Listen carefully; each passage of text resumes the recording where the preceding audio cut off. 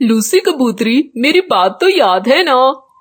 हाँ हाँ, मैंने सब बता दिया है रानो चिड़िया को, तुम चिंता ना करो। मैं तुम्हें पूरे 2 लाख ही लेकर दूंगी जब रानो के पास और कोई रास्ता नहीं होगा।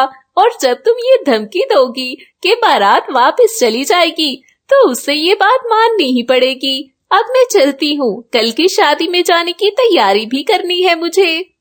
यूं लूसी कबूतरी चली जाती है। लूसी कबूतरी रानो चिड़िया की बेटी लाडो चिड़िया का रिश्ता अपनी बहन बबली के बेटे बंटी से कर देती है। परंतु बबली कबूतरी इस लालच के कारण ही राजी होती है कि उसके पास 2 लाख आएंगे। और दूसरी ओर लाडो की दादो, कल लाडो की बारात आ रही है और हमारी लाडो ब्याह कर चली जाएगी। परंतु उसके बाद मैं आपका अच्छे से इलाज करवाऊंगी और आपके पुराने पंख नए हो जाएंगे। मेरी प्यारी बहू, जीती रहो, तुम्हें मेरा कितना ख्याल है। हिरानो की बेटी लाडो भी नदी से आ जाती है। मम्मा, आपको मेरी शादी की इतनी भी क्या जल्दी है? बेटी, आपकी दादी कमजोर पंख के कारण काफी बीमार हो गई हैं और जब बेटियां जवान हो जाएं, तो माँ बाप को उनकी शादी की चिंता होती है। मेरी बेटी, मेरी लाडो, आपकी दादी की यही इच्छा है। आप मेरी चिंता ना करें। लाडो चिड़िया काफी उदास हो जाती है। फिर दूसरे दिन लूसी कबूतरी और बाकी बारात के पक्षी रानो चिड़िया के घर आ जाते हैं। चिड़िया, लड़के वाले आ रहे हैं, लाडो को ब्याहने की तैयारी कर ली है ना? हाँ हाँ, सारी तैयारी मुकम्मल है। ये देखो, मेरी लाडो कितनी सुंदर दिख रही है। इसी समय बारात भी आ जाती है, परंतु बबली कबूतरी, जो दूल्हे कबूतर की माँ है, वो लूसी को एक साइड पर ले जाती है। पहले मुझे 2 लाख लेकर दो, फिर ही ये शादी होगी। रुको जरा, मैं रानो चिड़िया से अभी बात करती हूँ। फिर लूसी कबूतरी रानो से कहती है, बहन, यहाँ एक तरफ आकर मेरी बात सुनो। जी लूसी, क्या बात है? लड़के वाले दहेज में 2 लाख रुपए मांग रहे हैं। तुम जल्दी से 2 लाख रुपए दे दो ताकि लाडो की शादी हो सके। परंतु ये सुनकर तो रानो चिड़िया काफी परेशान हो जाती है। 2 लाख? ये तो बहुत ज्यादा है। आपने पहले इसका क्यों नहीं बताया? मैंने बताया था, अब भूल गई। अब जल्दी से पैसे दे दो, वरना बारात वापस चली जाएगी। प्लीज ऐसा न कहें लूसी बहन, सारे जंगल में मेरी बदनामी हो जाएगी। कृपया थोड़े पैसे कम कर दे। परंतु बबली कबूतरी, जो सारी बातें सुन रही थी, वो तुरंत सामने आ जाती है। सुनो बहन, मेरे बेटे बंटी के लिए एक से बढ़कर एक सुंदर रिश्ता था। ये तो लूसी ने मुझे 2 लाख का लालच दिया, तो मैं अपने बेटे की शादी तुम्हारी बेटी से करने के लिए मान गई। फिर रानो चिड़िया ने जो पैसे दादी के पंख के लिए जमा किए थे, वो उन्हें दे देती है और इस तरह लाडो चिड़िया का ब्याह हो जाता है। लाडो अपने ससुराल चली जाती है, परंतु रानो काफी परेशान थी। दादी चिड़िया ने परेशान देखा तो बोली, मैंने सब सुन लिया था, तुम चिंता ना करो रानो। मेरे पंख ना भी लगे तो कोई बात नहीं, बस हमारी लाडो अपने पति के साथ खुश रहे। अगर लूसी ने मुझे पहले बताया होता तो मैं कभी अपनी बेटी की शादी इस लालची परिवार में नहीं करती। ऐसे ही कुछ दिन बीत जाते हैं और दादी चिड़िया अपने कमजोर पंख के कारण बीमार हो जाती है, जिस कारण वो मर जाती है। रानो चिड़िया बहुत रोती है। वहीं दूसरी ओर लाडो के बुरे दिन शुरू हो चुके थे। बहू, अगर घर का कामकाज कर लिया है तो मेरे लिए गर्मा गर्म सूप बना कर लाओ। लाडो तुरंत ही सूप बनाने लगती है। लो माँ जी, मैंने आपके लिए सूप बना लिया है। बबली कबूतरी सूप की 1 चम्मच लेती है। छी छी, ये भी कोई सूप है? अपने माँ से सब सीख कर शादी करनी थी। आ लेने दो मेरे बंटी को, मैं बताऊंगी उसे कि तुमने जानबूझकर मुझे इतना तीखा सूप दिया है।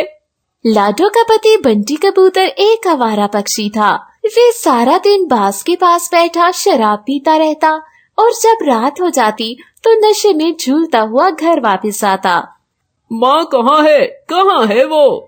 वो कामचोर सो गई है। तुम्हारी बूढ़ी माँ ने सारे काम खुद किए, घर की सफाई की और बर्तन भी धोए, परंतु उसने मेरे साथ कोई काम नहीं करवाया।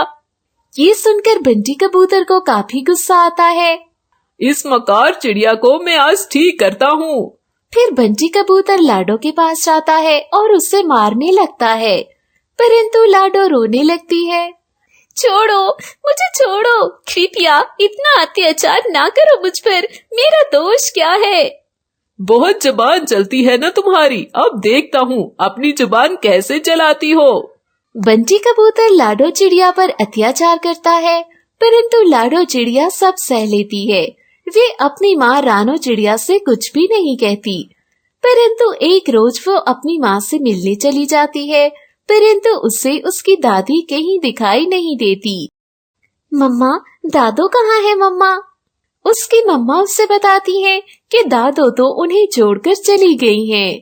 मम्मा, मेरी दादो मुझे छोड़कर चली गई, परंतु आपने मुझे नहीं बताया। इस पर रानो चिड़िया उससे बताती है, मैं तुम्हें बताने गई थी, परंतु दुष्ट बबली कबूतरी ने मुझे अंदर ही न आने दिया और तुमसे मिलने भी न दिया। बेटा, तुम अपने ससुराल में खुश तो हो ना? हाँ मम्मा, आप चिंता न करें, मैं बहुत खुश हूँ।